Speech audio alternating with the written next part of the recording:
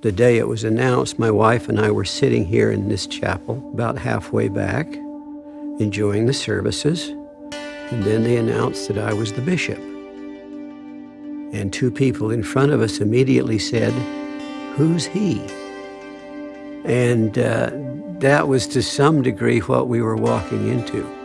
So you can see the importance of someone who had been here and also had the skills to help put that together with all of the people that we were calling. Everybody had a great deal of responsibility, but he was there always in the background, making sure that we know who these people were, something about their history, and preparing us to further organize a ward and then proceed with what we needed to do to both administer and minister to these people.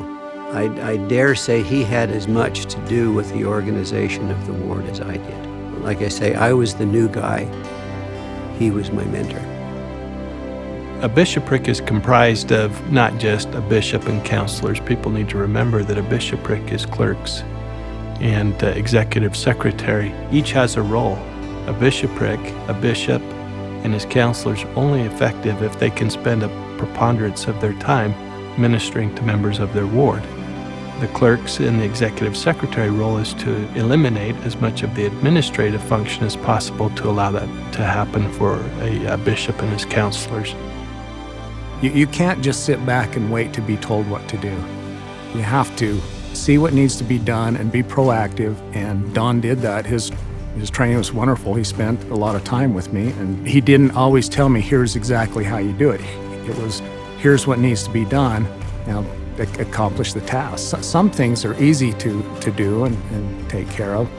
Other things can take months to handle, others just a simple phone call. But he taught me that there's always a way to accomplish it. You just need to, first of all, stay in tune and pray and ask for help and inspiration, and through that, you're able to accomplish the things.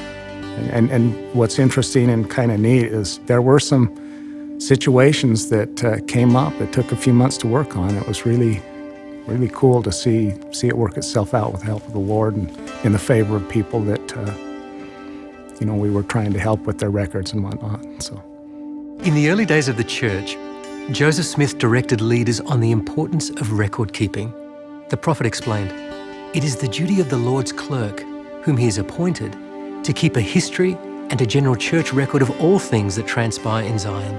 The Lord also instructed, whatsoever you record on earth shall be recorded in heaven, and whatsoever you do not record on earth shall not be recorded in heaven.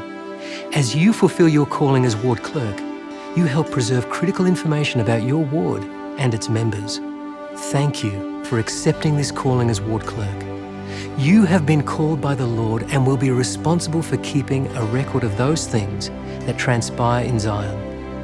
While you may feel overwhelmed with your new responsibilities, feel confident that as you serve, the Lord will bless you with the strength and inspiration you need to fulfill this calling. As the Lord's record keeper, you relieve a tremendous load from your bishop. He looks to you to fulfill three main responsibilities. You serve as a record keeper, as an administrator, and as a trainer to the other clerks and secretaries. You make sure they understand their record-keeping responsibilities, and you demonstrate how to ensure the confidentiality of records and how to use church record-keeping software. You will also impress upon them the value and importance of their work. The Lord trusts you. Seek inspiration in your calling.